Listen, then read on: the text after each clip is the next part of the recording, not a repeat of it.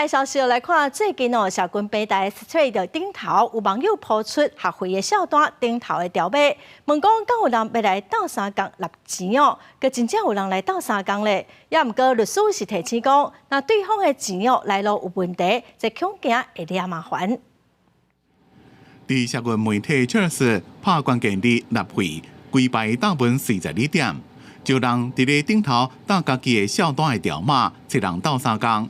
无想讲网络顶的操作，真正有无熟悉的人替伊纳清，而且有愈来愈多人第一要求斗纳。个人自由吧，就还好。对我自己觉得，就不要有各自的，就自己知道有各自的危险就好了。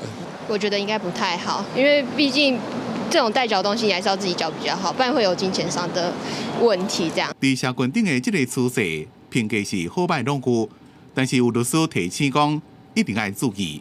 因为伊有发生咱一个案件，伊的诉讼当事人也捌伫咧 IG 请人斗相共，要受薪500块，但是所互人过水钱。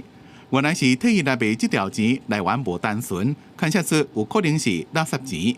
顶多就要开9万块，找律师来辩护。提供账户里面收到钱的情况下，可能是被害人的被受诈骗的金额，因此诈骗集团这个被害人就会去找到这个中间人来对他提告，那这可能就会有一个提供账户的问题，因此可能会涉犯洗钱罪。甲网友拢无熟悉对方哪会愿意替你纳钱，律师讲，真有可能是不法集团要制作断点。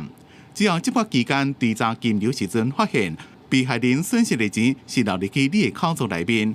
是毋是有罪，抑阁无确定，但是恐惊也是被调查，所以伫咧家己的小单搭起嚟之前，上好也是爱想看觅咧，风险可能会诚大，毋能够是无趁到啥假了。记者综合报道。